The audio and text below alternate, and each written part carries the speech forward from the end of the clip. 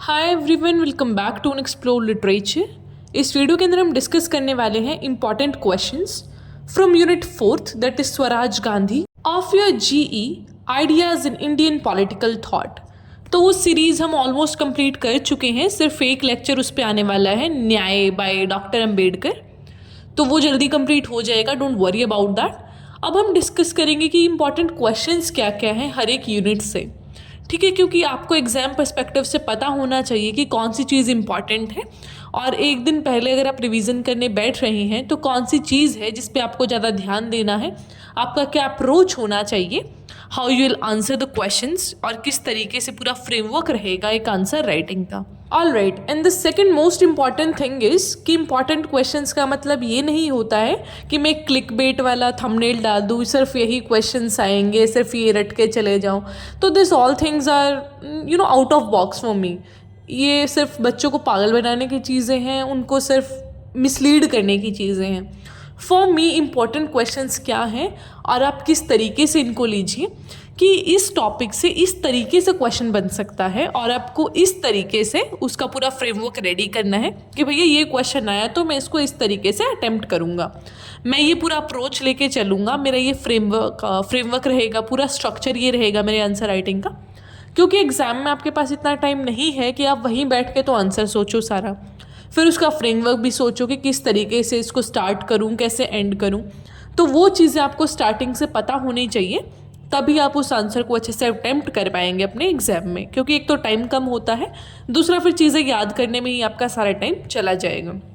All right, so I hope this two things are very clear to you before starting the video. Now coming on to the first question, why Gandhi ji favored the idea of village centric development? कि गांधी जी थे जो, उन्होंने village centric development है जो, उसके idea को क्यों favour किया, उन्होंने ये क्यों बोला कि हमें गाँव को डेवलप करना चाहिए ना कि शहरों को। तो ये मैंने वीडियो में बहुत अच्छे से समझाया है, आप उस वीडियो को भी रेफर कर सकते हैं अगर आपको ये चीज़ याद नहीं है, वरना मैं कुछ पॉइंटर्स में आपको बता देती हूँ। तो उनका आइडिया ये था कि जो गांव है ना, वहाँ पर भारत की जो मेजर जनसंख्या है, जो मेजर पॉपुलेशन है वो बसती है, एंड जो विलेज है वो रिप्रेजेंट करते हैं इंडिया को।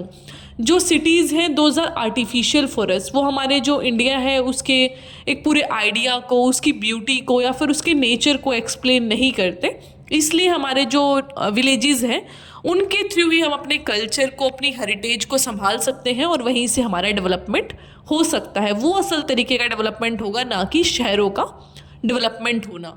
तो वो विलेज का जो डेवलपमेंट है उसको एडवोकेट करते थे, ना कि अर्बनाइजेशन को। Now comes the second question, explain the concept of Gram Swaraj. तो अब इस क्वेश्चन को लेके कैसे चलना है, सबको पता है ग्राम स्वराज क्या होता है, आपने वीडियो देखा तो that would be very clear to you कि ये चीज़ है भैया ग्राम स्वराज। लेकिन पेपर में आया तो हम कैसे लिखेंगे।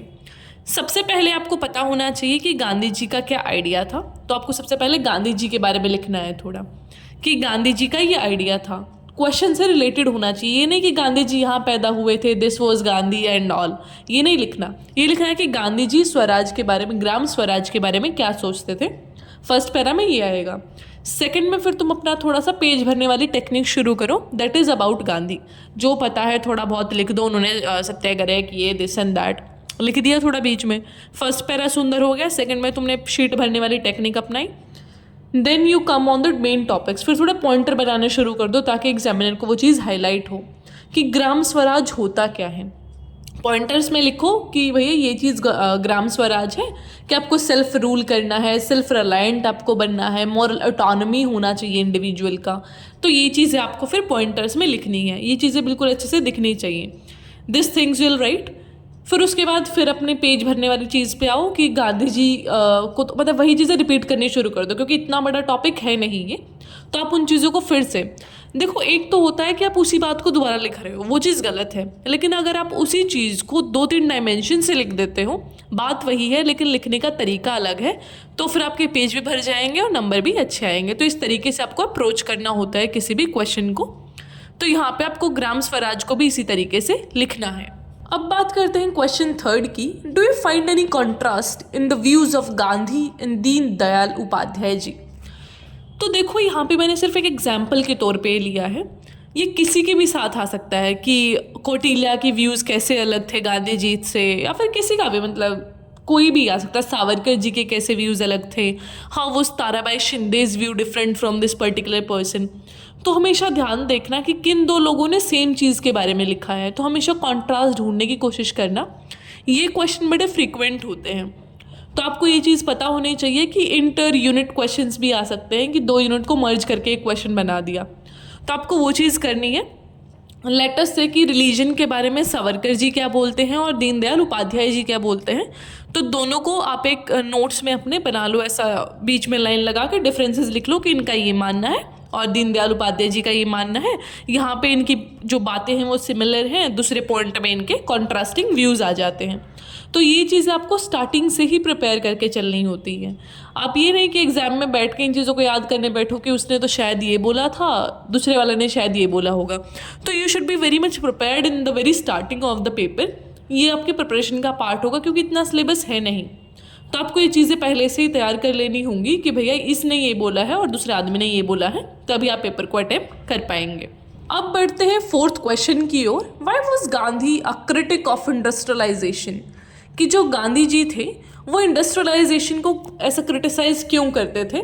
तो ये चीज़ मैंने बड़े अच्छे से बताई है वीडियो में, पूरा एक्सप्लेन किया है इस कॉन्सेप्ट को, कि जो गांधी जी थे वो मॉडर्न टेक्नोलॉजी को क्रिटिसाइज़ करते थे और वो बोलते थे कि भैया अगर ये जो सारी चीज़ें होंगी तो इससे क्या होगा, इकोनॉमिक इक्वालिटी का जो गोल है वो नहीं हम रीच कर पाएंगे, कोई आदमी अमीर बन जाएगा, कोई गरीब बन जाएगा। तो एक जो सोशलिस्ट पर्सपेक्टिव है ना, उसके बारे में आपको बात करना है। फिर प्राइवेट प्रॉपर्टी, सोशल ऑनरशिप, तो इन सारी चीज़ों का आपको डिस्कशन करना है। तो आप एक बार वीडियो खोल के देख लीजिएगा, सारा कॉन्सेप्ट वहाँ पे आपको क्लियर हो जाएगा। बातों को रिपीट करना will not be of any use, क्योंकि वहाँ पे ऑलरेडी की चीज़ें डिस्कस हो चुकी हैं। बट इस क्वेश्चन को थोड़ा सा ध्यान देना, इस यूनिट से बड़ा इंपॉर्टेंट क्वेश्चन है। Now the last question is Gandhi was keen to limit and not eradicate machinery.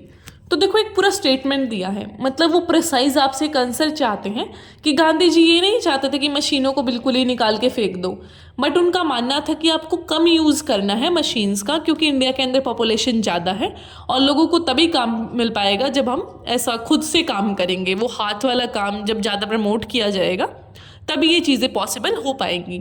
तो आपको इसके रेफरेंस में पूरा चीज़ लिखना है और फर्स्ट पैराग्राफ तो आपका बहुत अच्छा होना चाहिए कि किस तरीके से गांधी जी ने इसको है जो प्रमोट किया था, वो कैसे कॉटेज फैक्ट्रीज़ की बात करते थे कि भैया घर पे चरखा चलाइए, इससे आप बहुत सारी इंडस्ट्रीज़ ला सकते हैं। मैं आपको एग्जाम्पल के तौर पे बताती हूँ, जो ये कॉर्नफ्लेक्स है ना, जैसे अब ये जो बाहर की कंपनीज़ हैं हमारे यहाँ से कॉर्न लेती हैं and then they sell the cornflakes, तो वो कुछ बहुत ही लोअर वैल्यू पे लेती हैं, जैसे 5-6 रुपये किलो, and then they sell that on 150-170 रुपये किलो के भाव से दैट कॉर्नफ्लेक्स। तो वही आइडिया गांधी जी ने उस समय पे दे दिया था कि भाई तुम क्या करो, अपने घर में ही बनाओ ना वो चीज़। जब तुम्हारे पास ये है, कॉर्न है, तुम्हारे यहाँ पे कॉर्न उगती है, तो तुम कॉर्नफ्लेक्स खुद ही बना लो। तो इसी तरीके से वो कॉटन को बोलते थे कि जब तुम्हारे पास रिसोर्सेज हैं तो तुम रॉ मटेरियल का यूज़ करके अपना फाइनल प्रोडक्ट खुद ही तैयार करो ना, तुम किसी और को क्यों अपना रॉ मटेरियल बेच रहे हो। तो वो सारी चीज़ें आपको थोड़ा सा कोट करनी है, इसके लिए आपको वीडियो ध्यान से देखना पड़ेगा। वीडियो का लिंक भी मैं डिस्क्रिप्शन में डाल दूंगी या फिर फर्स्ट कमेंट में आपको वो मिल जाएगा। Alright, so this was all about this important question का पार्ट 1। तो ये सीरीज़ हम आगे भी करने वाले हैं सारी यूनिट्स के लिए। अगर आपका रिस्पॉन्स अच्छा रहा तो हर एक टॉपिक पे बनेगा, otherwise will not continue this. तो आपके रिस्पॉन्स पे मैटर करती है हर चीज़। ऑल्सो चैनल को सब्सक्राइब करना ना भूलें, अपने दोस्तों को भी शेयर करें। हमारे जल्दी से 5000 सब्सक्राइबर्स होने वाले हैं, तो प्लीज़ वो जल्दी से करवा दो। 28 नवंबर को will be completing 1 year of the channel, तो तब तक हो सके तो प्लीज़ करवा दीजिएगा। Alright, I will meet you in the next video.